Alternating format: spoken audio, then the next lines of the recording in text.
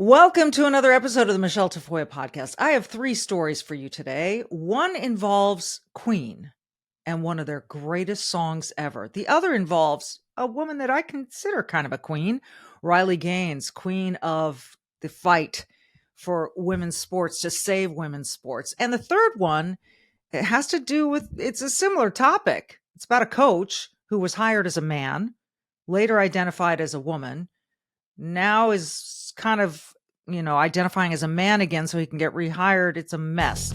All of that coming up. Now, it's time for some sanity. It's the Michele Tafoya podcast. So 3 stories for you today. We'll get to each of them. But first, don't miss the inspirational movie of the summer, Briarcliff Entertainment's The Hill, starring Dennis Quaid. It's in theaters Friday, August 25th, the true life story of professional baseball player Ricky Hill. Growing up poor in small town Texas, young Ricky discovers his extraordinary ability for hitting a baseball. But with leg braces and a degenerative spinal disease, the major leagues were just a dream that could never be. Courageously, he risks it all, defying his father's wish to follow in his footsteps to become a pastor. Ricky tries out for a major league scout. Pushing hard to overcome his disability, he goes on to become a baseball phenomenon. Some dreams are unbreakable. The Hill, starring Dennis Quaid, Colin Ford, and Scott Glenn, the true inspirational story about family, faith, and a baseball miracle. Don't miss The Hill, rated PG, in theaters Friday, August 25th. Get your tickets now. Well, there are some things that are really worth getting tickets for. One of them in my youth was a Queen concert. That was the first concert I ever saw, was Queen. And obviously everyone knows Bohemian Rhapsody. That song is a classic. I mentioned in an earlier podcast that Harry Styles plays that song as the last sort of song in the stadium before he's going to come out. He's a big Queen, Freddie Mercury guy. It's a phenomenal song, but there are so many good Queen songs, and they have an album of their greatest hits. And that album includes Fat Bottom Girls. Well, guess what? They seem to have removed that title from their greatest hits, Fat Bottom Girls. Now, many of you know this song. Let me read to you. Fat Bottom Girls cut from Queen's greatest hits to appease younger audience. Suggestive 1978 hit single considered by Universal Music Group to be too raunchy. Have they listened to any rap? I hear a lot when I ride the Peloton bike, and some of it I don't want to hear, so I shut it down or whatever. But there is a song that has been played on the Peloton bike called "I Want to Blank You Like an Animal," only they don't leave the blank blank. The blank is not blank; it's right there. And I usually exit out of that class because I don't need to hear that. Doesn't motivate me. It doesn't. But that song is everywhere on Peloton. But Fat Bottom Girls, my goodness. All right, so this is from, I don't think the Telegraph is going to let me do this. Let me just tell you that the younger audience now, it's either too raunchy or it's the weight thing. Like Fat Bottom Girls is not tolerant of women with big butts. Not really sure. Here's the song. Are you going to take me home tonight? Oh, down beside your red firelight. Are you going to let it all hang out? Fat Bottom Girls, you make the rock and roll go round. Never did I think I'd be reciting these lyrics on my podcast. Hey, I was just a skinny lad. Never knew good from bad, but I knew life before I left my nursery, huh? Let alone with big fat Fanny. She was such a naughty nanny. Big woman, you made a bad boy out of me. Okay? So maybe that's the first issue. It suggests that the singer, when he was a little lad, had a nanny, and she took advantage of her charge in this way. Okay. Song's been around since, what did I say, 1978? And we're just now having a problem with this. And by the way, this is these are lyrics. This is what people would call art. And I'm not sure you can ban art. I suppose if you have private property and someone displays their art in your private property and you don't like it, you can get rid of it. I also think that maybe on public property where taxpayers are supporting public property and there is vulgar art, we can have some issues with. These are lyrics. Now, I don't think the song has been banned outright. They've just taken it off their greatest hits list. And it is one of Queen's greatest hits. There's no question. Fat bottom girls, you make the rockin' world go round. Now I got mortgages and homes. I got stiffness in my bones. Ain't no beauty queens in this locality, I tell you. Oh, but I still get my pleasure. Still got my greatest treasure. Big woman, you done made a big man of me. I can't interpret anything there. So, anyway, this song has been removed from Queen's greatest hits to appease the younger audience because it is suggestive. So let me read from this article. Legendary rock band Queen's 1978 classic Fat Bottom Girls has become cancel culture's latest victim after the song was dropped from the band's new greatest hits collection for younger listeners that debuted on the audio platform Yodo. Not familiar.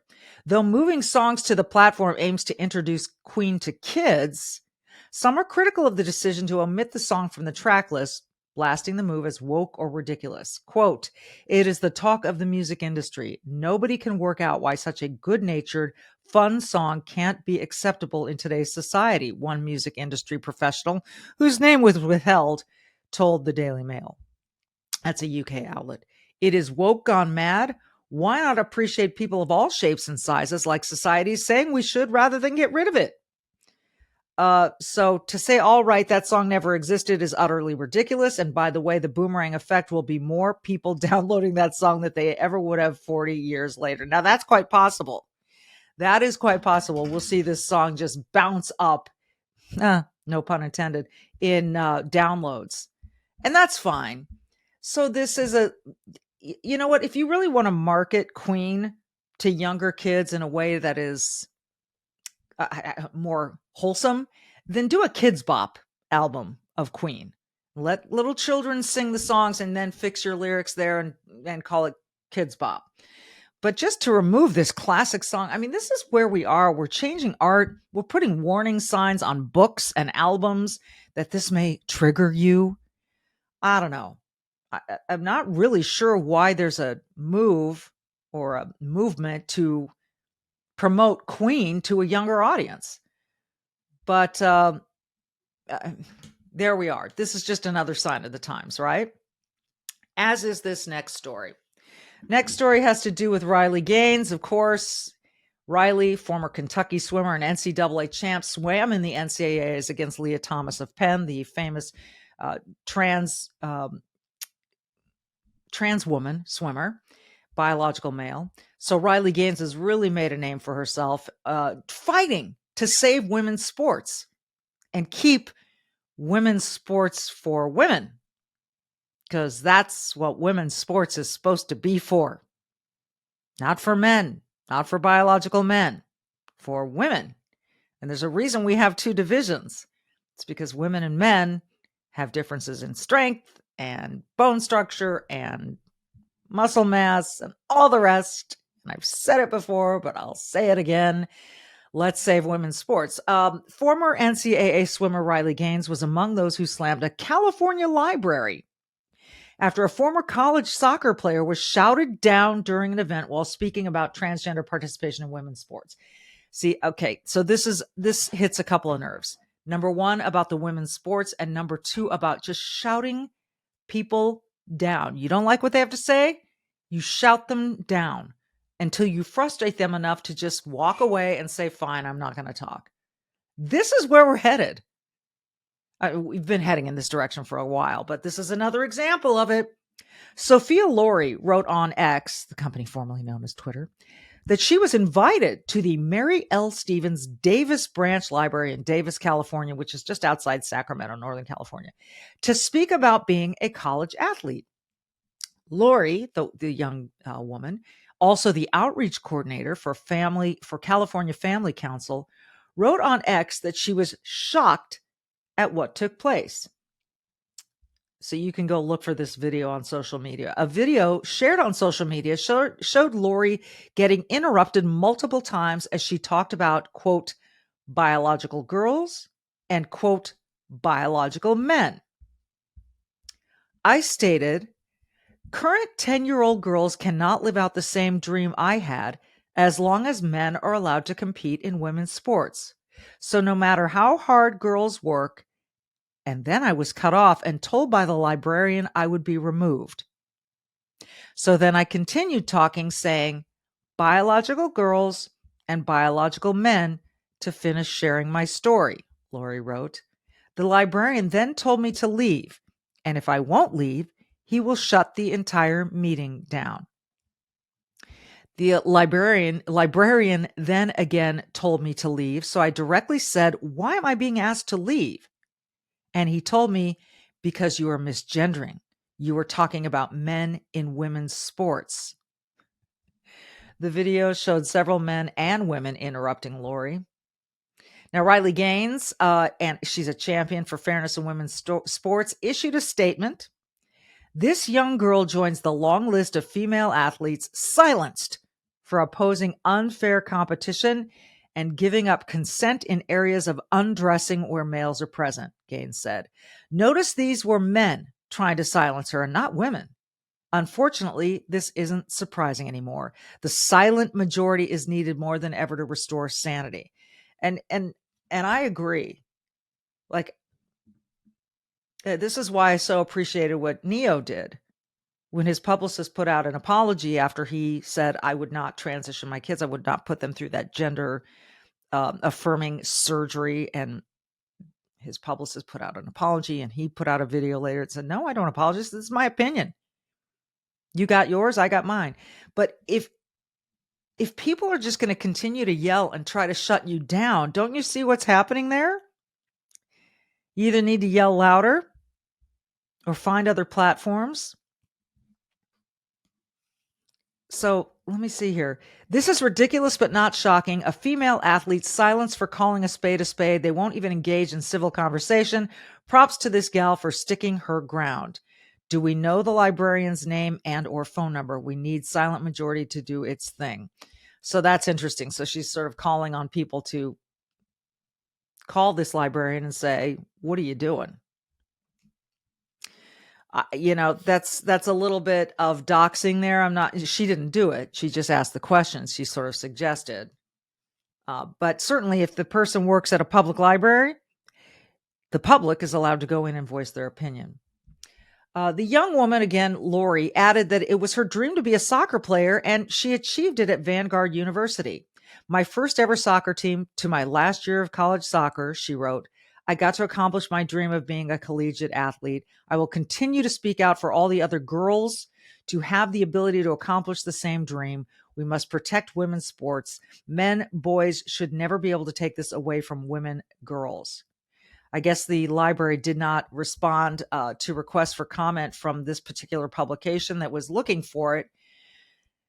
I will never understand why this is such a contentious issue, why this is so foreign to people, that the chromosomes determine what gender you are, what sex you are, and that should determine where you play. Now, you see what they're trying to do in many schools now is say, well, my kid knew as early as 5 that he or she was trans, and therefore at 5, we are going to put them through that gender affirming care, and we'll start the testosterone blockers or the puberty blockers early enough so that they can compete. I just think this is ludicrous. No child at 5, I shouldn't say this. Can we just let children be children? And by the way, let's involve parents. Saw some really disappointing results in New Jersey about a judge saying that schools can still keep it from the parents when a kid as early as 5 decides to change pronouns, change name, etc., to go through all this transitioning without the parents' knowledge. I think that is insane. But I suppose this push to getting it done earlier and earlier will help kids transition earlier so that maybe then they are accepted earlier in their lives as this girl or boy so that they can compete in these particular things. I don't know. I don't get this. This is insane. Everyone knows it, and people are afraid to speak about it. And that is not a transphobic statement. You can be trans. That is fine. But women's sports are for women, and men's sports are for men. And I don't know if people saw Annis Cantor Freedom, who's a friend of this show, say, what if I just put on a wig and went and competed in the WNBA? He said I'd score 60 every night. And he's probably not wrong. The fact that we're, I'm going to continue talking about this till we get our heads on straight about this. And by we, I mean judges and school boards and school districts and superintendents that decide, you know what, this is unfair. If you have a daughter, do you want them to lose their spot on a team to someone who identifies as a girl, as a woman, rather than a fair and square loss to an actual girl or woman? This is not anti-trans. This is trans competing in sports with an unfair advantage. That's what this is. This is about fairness. All right. Our third story I'm going to get to in a second. It's kind of along the same lines about a transgender coach in this instance, not a teammate, but a coach changing in front of students. We'll get to that in 1 second. Let me ask you this first. That dark spot on your face, is it still bugging you? What about the spots on your hands and your chest? Are they just getting to you? You know what? In 3 quick minutes, you can say goodbye to them. Yes, I'm telling you the truth. Introducing the Genucel Dark Spot Corrector 3-step, 3-minute dark spot luxury system. And it does exactly what it sounds like by using their Cristal's world-famous microdermabrasion before the dark spot corrector and finishing with a touch of collagen-building Genucel XV. You'll see the dark spots disappear before your very eyes instantly, smoothly, and luxuriously. See, what you're watching on the screen are real results in just a couple of minutes. This is incredible. But don't take my word for it. If you're not blown away with the results, you get 100% of your money back. No question to ask. Free shipping, free returns. So go to genucel.com/Michelle now. Order the new dark spot treatment system today. Say goodbye to the pesky dark spots tomorrow. That's genucel.com/Michelle with 1 L, Michele. There's more. All 3 products are included in Genucel's most popular package for August. So you get your Genucel Bags and Puffiness Serum also included, all for 70% off retail. I use that stuff every day. Experience the luxury and effectiveness of Genucel. Order now and watch the dark spots disappear in 3 minutes. 70% off while supplies last. Genucel.com/Michelle. GENUCEL.com/Michelle. Genucel.com/Michelle. Don't forget, with 1 L. Okay, third story today. This was an exclusive in the Epic Times. Transgender coach changes in locker room with shocked Pennsylvania high school students. School board unsure how to respond. Several incidents involving a transgender part-time high school tennis coach in Pennsylvania have made some students and parents uncomfortable, and now the school board is divided on whether or not to renew the coach's contract. So this is really interesting because when this coach first applied for the job, he applied under his name, which was, I think it was John, but it was a male name. And then decided, maybe I will change genders, and became Sasha. Several incidents involving a transgender part-time high school tennis coach in Pennsylvania have made some students and parents uncomfortable, and now the school board is divided on whether to renew the coach's contract. Here are the details. This is a Gettysburg area school district. The coach was hired as David Yates. Mr. Yates now goes by the name Sasha Yates and publicly identifies as a transgender woman, according to the Gettysburg Times. Remember, if you identify as a transgender woman, you are a biological male now presenting as a female. If you are a transgender man, you are a biological female now presenting as a male. It's sometimes confusing for people. Mr. Yates has been a seasonal boys and girls tennis coach since 2018. Sports news coverage of the Gettysburg tennis team used the name David Yates in 2021. But in 2022, the coach was being called Sasha Yates. The school district's website lists an email address using the name Sasha, but click on the email address and the name David appears. Mr. Yates did not respond to a request for a comment on this story. After several incidents involving students, one in the fall of 2022 and another in the spring of 2023, so just this year, the school board had decided not to rehire Mr. Yates for another season. However, no replacement was hired. And to the surprise of some school board members, in July, just last month, the name David Yates reappeared on the hiring list for another season of tennis coaching. A vote on August 7th to rehire or not rehire was deadlocked at 3-3, with one person abstaining. Come on. They will vote again today. As we're recording this, this is Monday, August 21st, in what promises to be a packed school board meeting. A social media storm has erupted under the assumption that those voting not to rehire are acting simply because of Mr. Yates' transgender identity, but there is more to the story.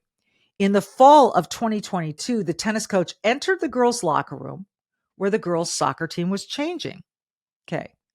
Mr. Yates changed his clothing too, stripping down to bra and panties, a school board member familiar with the situation told the Epoch Times, adding that students reported that it was clear from what they saw that Mr. Yates was still fully a man. Two school board members have students on the soccer team, and at least one of their students was present when this occurred, the board member said. At the time, the school board decided not to rehire Mr. Yates.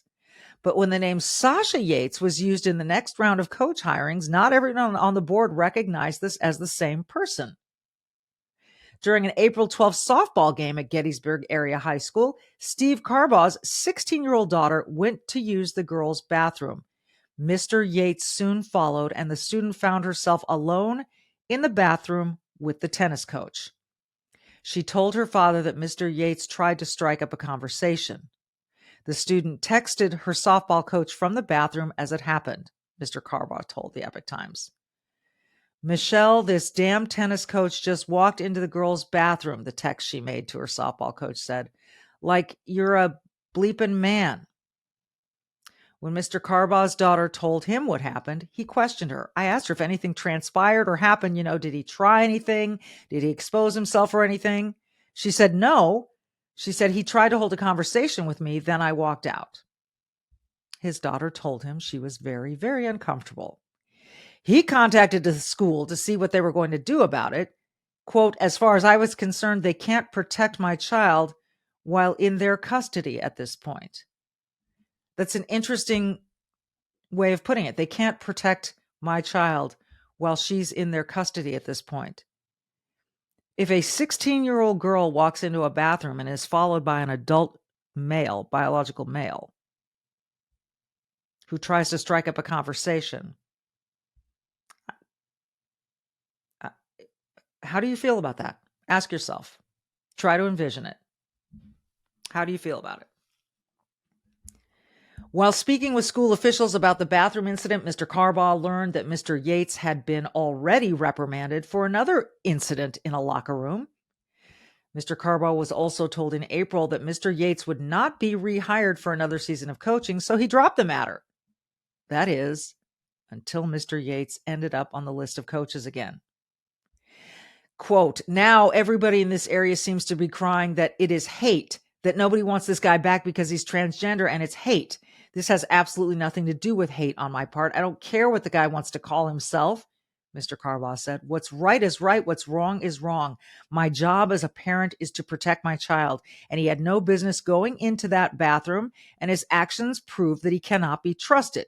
He went into a girls' locker room and changed while the girls' varsity soccer team was in there. They talked to him about it, and he went into the girls' restroom facility. When is enough enough? Mr. Carbaugh asked. Fair question. He's not being penalized because of what he calls himself. He needs to be penalized because of his actions and the fact that he can't follow directions. This is a grown man going into a bathroom with a juvenile female. That's a problem. That's a huge problem. Some on the school board wanted to fire Mr. Yates after the bathroom incident, but a solicitor, that would be a lawyer, convinced them that with just a few tennis matches left in the season, it would be better to wait and just not rehire Mr. Yates for the following season. The concern was firing over the bathroom incident could position the board to be sued, a school board member told the Epoch Times. But now that the new season is here, the solicitor has made the same warning, urging the board to rehire Mr. Yates to avoid the risk of litigation. Wait a minute. You're going to encourage a school board to rehire, to do something proactive to avoid the risk of litigation? You can be sued for not rehiring someone because they'll make the argument that you didn't rehire this person because they were trans. How about we're not rehiring someone who felt it was appropriate to go into the bathroom with one girl present? It's not like a group of girls went into the bathroom and he followed. It was one girl and he followed and tried to strike a conversation. Couldn't wait? Couldn't wait for the girl to come out? These are valid questions. And the only reason people are hesitant to ask them is because they don't want to be labeled haters. They don't want to be labeled transphobes, which is exactly what people are going to do the second that you question behavior. What you do in your own home on your own time is totally up to you. What you do at a public school is not totally up to you. So if a boy followed a girl into a bathroom, that boy would be in trouble. But a grown man, because he says, I identify as a woman, walks in there, doesn't get in trouble? So you see what this encourages, right? The day he came out as being trans, the district should have sat down with him and said, here are the boundaries, a school board member said. You think? The Epoch Times asked the Gettysburg area school district superintendent to comment on the story. They responded Monday that the district is unable to comment publicly on matters related to personnel, which is probably true. But today is that vote. Which way would you vote if you were on that school board? So, again, I think that statement that I just read is so spot on, that the day that David Yates said he was Sasha Yates and identifying as a woman, all right, we got you. We got your back on that. Here are the rules. And I know, I can hear the arguments already. Why are there rules? Why are there rules? He's a woman. He's a real woman. No, that's not true. This goes back to our podcast that started with her penis.